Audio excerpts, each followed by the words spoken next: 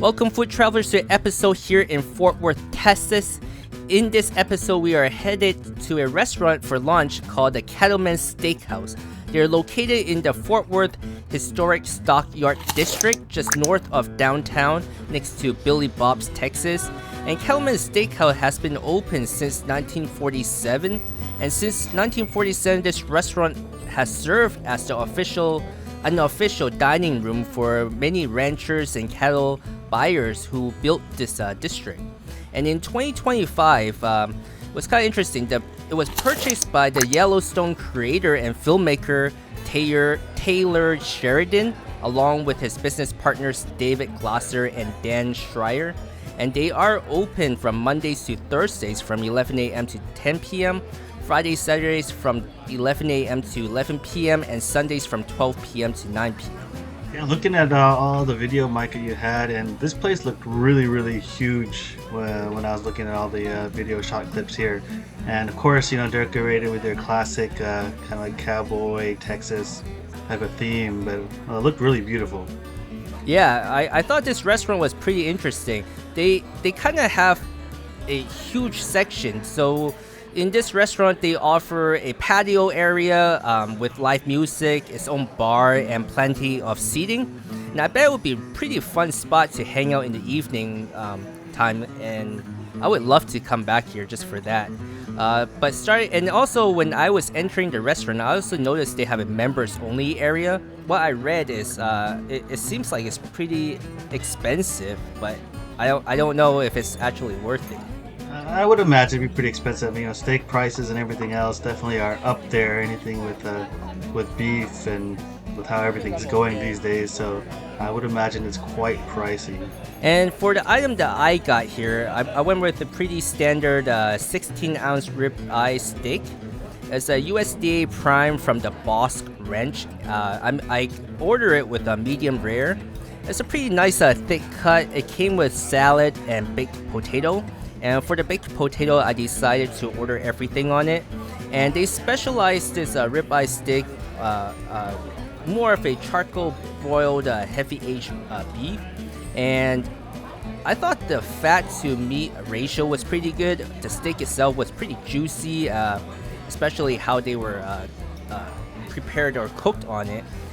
They cook it more of an open fire pit, and similar to one of the restaurants we went to in Seattle, Samara. Remember that one, Simon? It's also similar style with this restaurant, an open kitchen that's viewable from the dining area, and I thought it was pretty nice to walk around and see that.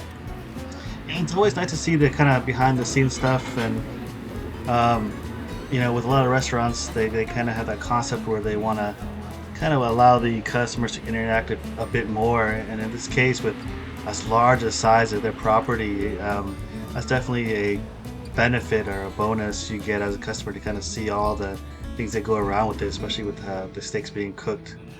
Yeah, so another thing I thought was pretty interesting was how they remodeled it. So from what I read is they spent quite a bit of money renovating this restaurant since the new owners came in, and like Simon said, it's always nice to be able to interact with the people who are making your food, and in this case, everyone was just very friendly. Our server came by very frequently asking how everything was and if we needed more, need more drinks refilled, or if we needed any more bread or butter, and in general, I just thought everyone in this restaurant was just really friendly.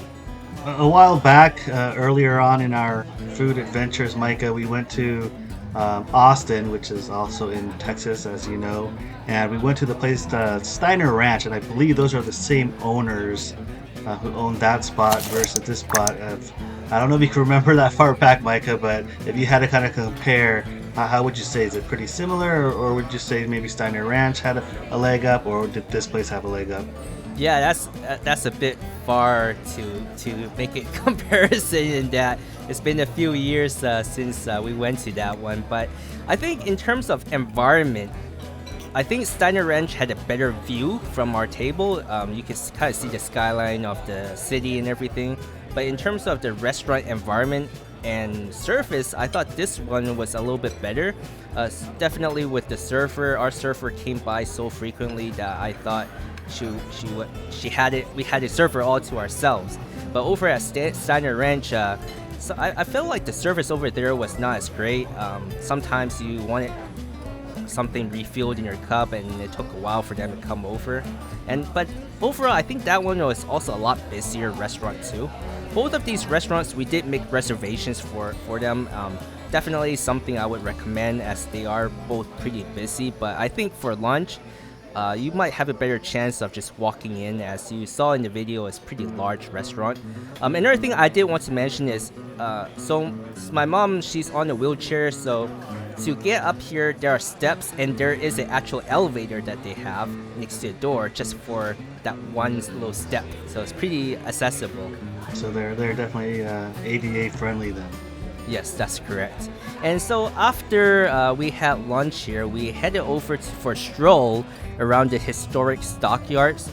The Old West aesthetics, as you can see on the map, there's actually a lot to do and see. I thought it was pretty interesting. It kind of felt like you're in the Wild West, the old time, back in the early 1900s times. It was just pretty interesting, at least for me. And would you say that the whole area is themed that way? Kind of like how we have in Washington here. There's a town called Leavenworth, and it's a Bavarian town, so they're kind of required to build everything that's new and kind of decorate everything into a Bavarian type theme. Would you say this is kind of similar in that case? Yeah, I would say it's about the same. And later in the video, you'll see there's like caravan of horses just giving people a ride, and you'll see like cows that people will line up just to sit on them just for a picture. And they also have rodeo here too. Yeah, just like Leavenworth, I would say the whole theme is very, very similar. And to take it a step further, you also see a lot of people here with cowboy hats and cowboy boots too. Yeah, I really do enjoy the aesthetics of all the stuff around, especially with these horses pulling all these wagons and carts that go by. I think that's pretty cool. Yeah, and I think earlier in the video, I'm not sure if you guys saw, but you can see that they have these functional furniture or urban furniture in this instance, where there was a belt that was designed as a seat. And I thought that was pretty cool. I mean, it definitely fits in with this theme here. And they do have this river walk, kind of similar to when we were in San Antonio, Simon, and I thought that was pretty fun. Yeah, looking at the Riverwalk, though, it wasn't quite as busy as it was when we were in San Antonio. And as I mentioned, the one in San Antonio, that was our first time going to that spot, and it was kind of pretty surprising. I didn't really know too much about it other than it was there, but it definitely had I would say this feel where you had the same Riverwalk except for a lot more buildings, and then with the big splash of Vegas feel to it down in San Antonio. But that place looked really nice here too as well. It's always nice to have a Riverwalk where you can walk along the water and take a look at the scenery. Yeah, the Riverwalk over here was definitely less busy, but I would suspect that maybe during the nightlife it would get really crowded. Just like when we were in San Antonio, I see a lot of bars around that area too. Maybe not quite as large as San Antonio scale, but definitely pretty busy here. Because I remember one of the rodeo shows that they had here wasn't going to start until I think around 6 p.m. And they do have these cattle that you can go watch and view. Kind of like how we have it here in Washington, called the Puyallup Fair, and you can see all the cows and horses and everything. It's always fun. I think if you have children, it's always fun for them as well. Yeah, I can imagine it getting quite busy. Rodeo is huge and it's quite popular. It kind of reminds me of our time when we go visit Vegas, and in Vegas we'd have the NRA there, and when that happens at the end of the year, it's just packed. But yeah, overall, if you're looking for something to do or a restaurant to try, this could be a good place for you and your family. And to wrap up the episode are the notables. Unfortunately for this one, there are none. If you've enjoyed the content you've seen, don't forget to support the channel and hit like and subscribe. And if you want to see additional pictures of food and our travels, go over to our Instagram page and follow us there. And thanks for watching.